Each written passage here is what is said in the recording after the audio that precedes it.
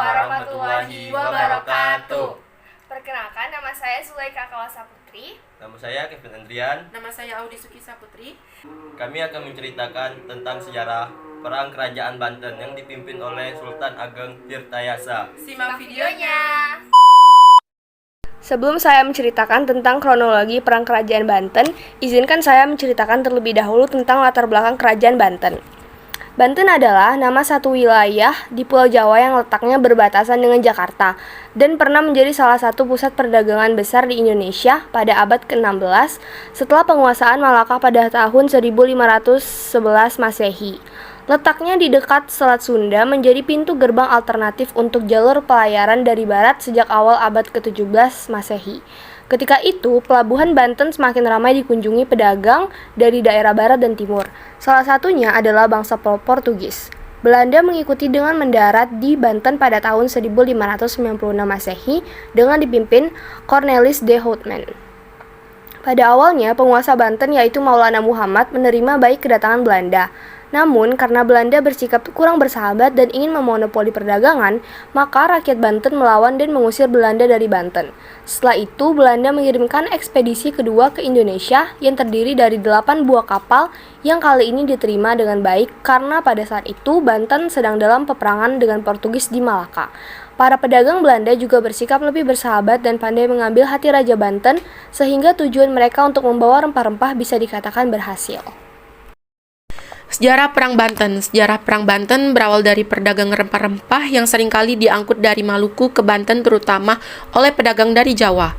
Di Banten juga terdapat koloni bangsa Arab, Turki, Gujarat, Siam, dan Parsi, juga perkampungan Melayu, Ternate, Banda, Bugis, Banjar, Makassar, dan perkampungan lainnya.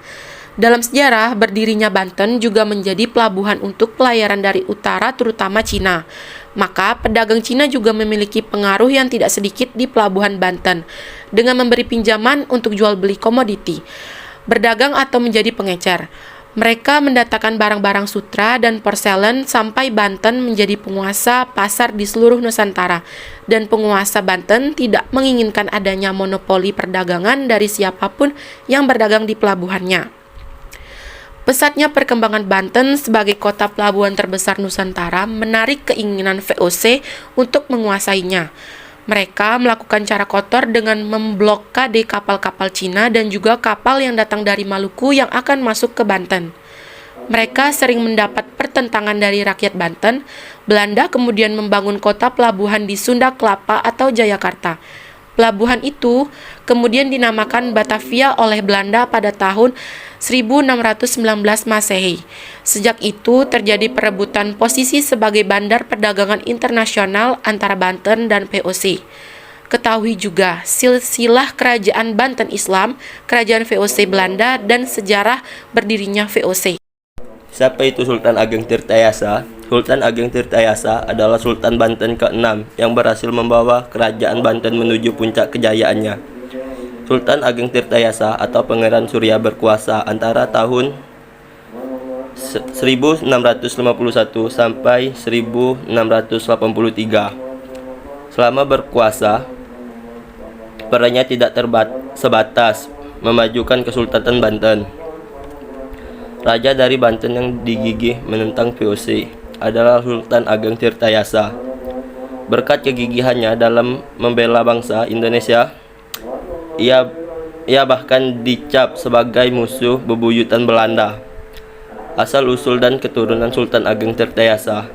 Sultan Ageng Tirtayasa adalah putra dari Sultan Abu al-Ma'ali Ahmad, Sultan Banten ke-5, dan Ratu Martakusuma yang lahir pada 1631. Kakeknya bernama Sultan Abdul Mufakir Mahmud Abdul Qadir atau dikenal sebagai Sultan Agung, Sultan Banten keempat, yang juga gigih memerangi Belanda. Setelah ayahnya wafat pada 1650, Sultan Ageng Tirtayasa diangkat oleh kakeknya sebagai Sultan Muda dengan gelar Pangeran Dipati.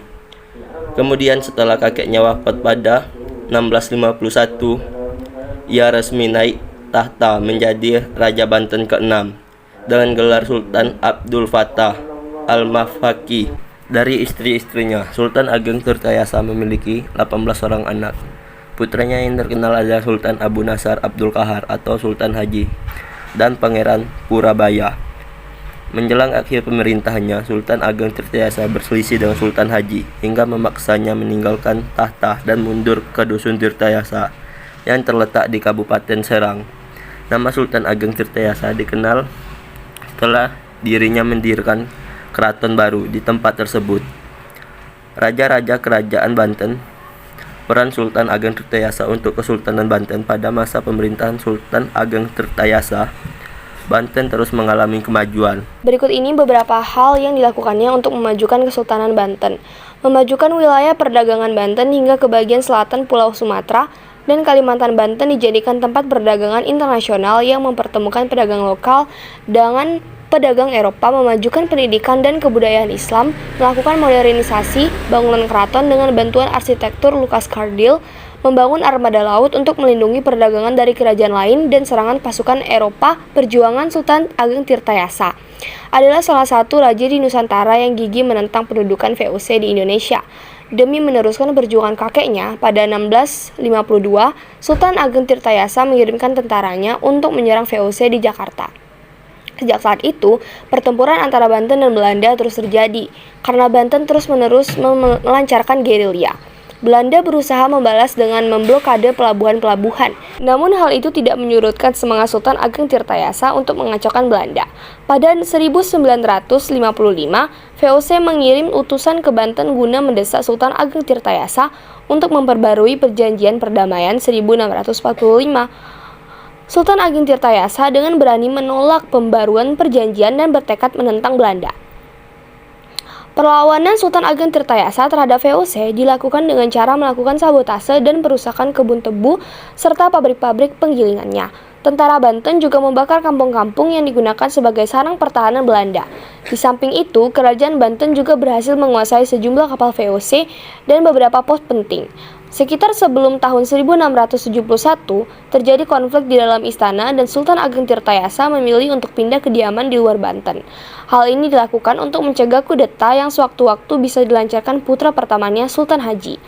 Pada 1980, Sultan Ageng Tirtayasa kembali mengumumkan perang setelah terjadi penganiayaan terhadap para pedagang Banten adalah VOC. Ketika Pangeran Surya atau Sultan Ageng Tirtayasa naik tahta pada 1651 Masehi, beliau berusaha memulihkan Banten sebagai pusat perdagangan internasional dengan melakukan beberapa langkah berikut. Mengundang para pedagang dari Inggris, Prancis, Denmark, dan Portugis untuk ikut melakukan perdagangan di Banten. Memperluas hubungan perdagangan dengan Cina, India, dan Persia, mengirimkan kapal-kapal untuk mengganggu armada VOC, membangun saluran irigasi dari Sungai Ujung Jawa hingga ke Pontang sebagai persiapan untuk lalu lintas suplai ketika terjadi perang dan juga untuk mengaliri padi. VOC membangun benteng-benteng di Batavia untuk menghadapi Banten yang diharapkan dapat membendung serangan yang datang dari darat dan laut.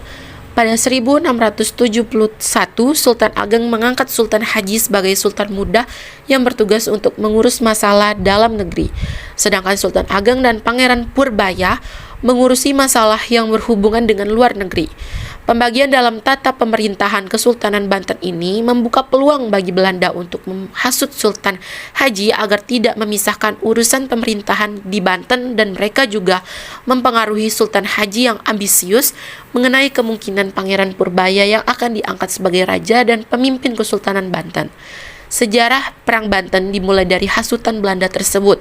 Sultan Haji yang terhasut kemudian bersekongkol dengan VOC untuk menguasai kerajaan Banten seluruhnya dengan beberapa syarat yang menguntungkan VOC, yaitu agar perdagangan lada di Banten menjadi di bawah kekuasaan VOC, mengusir perdagangan dari Cina, India, dan Persia. Cirebon harus diserahkan kepada VOC dan menarik kembali pasukan Banten yang menguasai pantai. Pada 1 Maret 1680, Sultan Haji menurunkan ayahnya, yaitu Sultan Ageng dari tahta kesultanan dan mengangkat dirinya sendiri sebagai Sultan Banten. Tindakan Sultan Haji menimbulkan reaksi dari rakyat Banten yang tidak mengakuinya sebagai sultan dan berperang melawan VOC, serta Sultan Haji demi kesetiaan mereka pada Sultan Ageng Tirtayasa. Pasukan Sultan Ageng berhasil menguasai seluruh Banten, kecuali Istana Sultan Haji karena memiliki benteng pertahanan yang kuat. Pada tanggal 12 Februari 1682, Perang Saudara di Banten pecah ketika pasukan Sultan Ageng menyerbu Suro Sowan, tempat kediaman Sultan Haji. VOC yang dipimpin Kev mempertahankan tempat tersebut dengan Sultan Haji. Ketika bantuan dari Batavia datang, mereka menyerang balik hingga pasukan Banten mengungsi ke Ciapus, Pengutan, dan Jasinga. Kemudian pada tanggal 28 Desember, pasukan VOC yang dipimpin John Kerr, Tex, dan Michels menyerang Pontang, Tanar, dan Tirtayasa sehingga Sultan Ageng terpaksa menyelamatkan diri ke pedalaman. Sejak itu ia diburu VOC agar mau menyatakan diri takluk pada kuasa VOC dalam sejarah Perang Banten. Sultan Ageng beserta Pangeran Purabaya dan Syekh Yusuf, menantunya, mendirikan markas di Lebak atau yang sekarang dikenal sebagai Rangkas Bitung. Sultan Ageng melancarkan pertempuran dengan Belanda selama setahun, namun sering menderita kerugian hingga Syekh Yusuf tertangkap. Akhirnya pada bulan Maret 1683, Sultan Ageng Tirtayasa menyerah kepada Belanda dan ditawan di Batavia hingga kematiannya pada 1695. Syekh Yusuf dibuang ke Ceylon, lalu ke Afrika Selatan hingga wafatnya. Sementara Pangeran Purabaya meneruskan perjuangan di daerah Periangan dengan bergerilya, namun akhirnya terpaksa menyerah juga. Gerilya dan sabotase. Untuk menghadapi serangan-serangan terhadap Belanda, Sultan Ageng Tirtayasa membuat taktik dengan melaksanakan gerilya dan sabotase, sehingga membuat repot Belanda. Kontak senjata antara kedua belah pihak, baik darat maupun laut, sering terjadi tanpa dapat dihindari. 3 sikap waspada terhadap musuh selalu dijadikan pedoman bagi Sultan Ageng Tirtayasa. Sikap yang tidak mau tunduk terhadap Belanda merupakan usahanya dalam melancarkan gerilyanya, terutama di daerah Angke Tangerang yang sejak lama menjadi front terdepan. Pada tahun 1652 Masehi, Sultan Ageng Tirtayasa mengirimkan sejumlah tentaranya untuk mengadakan penyerangan terhadap Belanda di Jakarta. 4 peristiwa-peristiwa kecil pun sering terjadi di berbagai front tempat kedua belah pihak bertemu. Oleh sebab itu, pihak Belanda menjadi khawatir. Kemudian Belanda memblokade pelabuhan dan melarang kapal-kapal asing untuk berdagang dan berlabuh di Banten. 5. Sultan Ageng Tirtayasa dikenal sebagai ahli siasat, mengadakan balasan dengan penyerbuan-penyerbuan yang dilakukan secara kecil-kecilan dan perampasan kapal Belanda. Pada saat itu, Belanda ingin memaksakan monopoli dagang di Banten, tetapi tidak kesampaian, karena Banten selalu berjuang dengan gigih untuk memulihkan kedudukannya. Pada tahun 1655 Masehi, 2 kapal Belanda dirusak, sehingga VOC terpaksa menutup kantor dagangnya di Banten. Hal ini mengakibatkan Banten dapat meningkatkan ekonominya dengan adanya loji-loji Prancis di Bandar Banten. Pada tahun 1656 Masehi, Sultan Ageng Tirtayasa tetap terus melakukan gerilya secara besar-besaran di daerah Angke. Tentara Banten juga mengadakan sabotase atau perusakan pabrik tempat penggilingan tebu dan tanamannya. Di samping itu, tentara Banten melakukan pembakaran kampung-kampung yang dipakai sebagai tempat pertahanan Belanda, juga menghadang serdadu-serdadu yang tengah mengadakan patroli. Surat Gubernur Jenderal Hindia Belanda untuk Sultan Ageng Tirtayasa yang dibawa oleh pengawal-pengawal Belanda dicegat dan direbut lalu dirobek-robek oleh tentara Banten. Selain pertempuran di daerah Angke Tangerang, sering juga terjadi pertempuran di perairan, terutama di dekat pelabuhan-pelabuhan penting di Kesultanan Banten. Pertempuran tersebut dilakukan dengan menggunakan kapal-kapal kecil. Tentara Laut Banten berhasil memukul mundur kapal-kapal Belanda yang besar-besar, lengkap dengan persenjataannya. Pertempuran yang terjadi baik di darat maupun di laut yang menggunakan taktik gerilya dan sabotase merupakan awal dari peperangan dahsyat di daerah Angke, Tangerang, dan perairan sekitar. Banten yang berlangsung selama 1 tahun setelah mengalami perselisihan, maka tahun 1657 Masehi, sekitar bulan November, Kedua belah pihak mengajukan perjanjian damai, tetapi pertempuran-pertempuran kecil masih terus berjalan dan belum mencapai kesepakatan damai di antara kedua belah pihak. Pihak Belanda menginginkan agar orang Belanda yang ditawan oleh tentara Banten dikembalikan.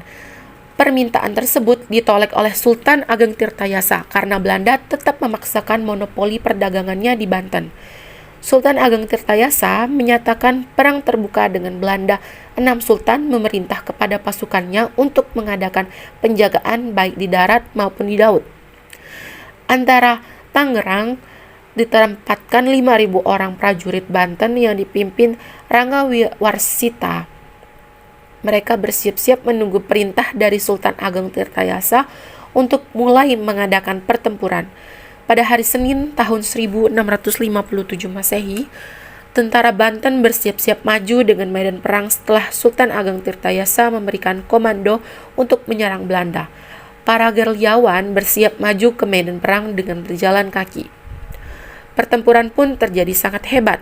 Tentara Banten menggunakan taktik manuk dadali, yaitu formasi menyebar, dan taktik papak atau formasi melingkar tapi bersatu.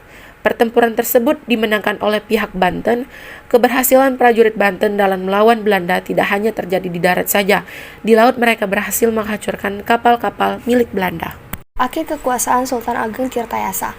Belanda kemudian membuat perjanjian kembali dengan Sultan Haji untuk mengembalikan semua budak milik Belanda yang lari ke Banten, mengembalikan orang-orang Belanda yang membelot ke Banten, melarang Banten ikut campur dalam masalah politik di daerah yang berada di bawah wewenang Kerajaan Mataram. Semua kerugian akibat aksi bajak laut Banten dan sabotase diganti rugi, dan melarang orang asing lain untuk melakukan kegiatan ekonomi di Banten kecuali untuk orang Belanda. Ketahui juga mengenai masa kolonial Eropa di Indonesia dan silsilah Kerajaan Mataram kuno. Dengan demikian, Sultan Haji memang mendapatkan posisinya sebagai Sultan Banten, namun ia hanya berperan sebagai Sultan boneka dan bawahan Belanda dengan mengorbankan ayahnya, saudara-saudaranya, dan juga rakyatnya sendiri. Setelah ia wafat pada 1687, putra Sultan Haji yaitu Abu Fadl Muhammad Yahya menggantikan hingga wafat juga pada 1690. Adiknya yaitu Abu Mahasin Zainal Abidin menggantikan. Setelah bubarnya VOC pada 1798, daerah-daerah kekuasaan VOC di Indonesia dikuasai langsung oleh pemerintah Belanda. Sejak itu dimulailah masa penjajahan Belanda di Indonesia. Setelah itu dalam sejarah Perang Banten ada beberapa pemberontakan lain lagi di Banten, terutama pada masa Daendels yang memaksa ribuan rakyat untuk kerja paksa membangun pelabuhan perang Sultan Abdul Nasar dan Pati warga Direja yang menolak mengorbankan rakyatnya kemudian dikejar oleh pasukan militer Belanda. Kemudian menghukum Sultan dengan memindahkan istana ke Anyer, mengirim 1.000 orang pekerja di setiap harinya, dan menangkap Pati warga Direja. Perlawanan yang berlanjut akhirnya membuat Pati warga Direja tertembak dan Sultan dibuang ke Ambon. Belanda merampas seluruh daerah kesultanan. Ketika Daendels membangun proyek Jalan Raya Anyer Panarukan, Banten di bawah pemimpinan Sultan Ahmad juga melawan dengan melibatkan sebagian rakyat Lampung. Namun pada akhirnya perlawanan tersebut juga gagal. Simpulan dari cerita ini, Sultan Ageng Tirtayasa adalah pemimpin perang yang sejati. Setiap peperangan dengan Belanda, dialah pemegang komando. Dalam setiap peperangan di Banten, ia merupakan pencetus terjadinya semangat perang untuk mengusir Belanda dari Banten. Semangat bergelora dalam jiwa Sultan Ageng Tirtayasa beserta pendukung-pendukungnya, sehingga tidak kenal menyerah dalam menghadapi Belanda. Dengan semangat juang yang tinggi dan disertai doa, pertempuran terus berlanjut hingga akhir hayatnya. Walaupun Sultan Ageng Tirtayasa sudah meninggal dunia, perjuangan dalam mempertahankan Kesultanan Banten tetap diteruskan oleh para pendukungnya, yang dipimpin oleh Pangeran Purbaya, Pangeran Kulon, dan Syekh Yusuf, dan dilanjutkan oleh para pejuang Banten untuk lepas dari Belanda. I know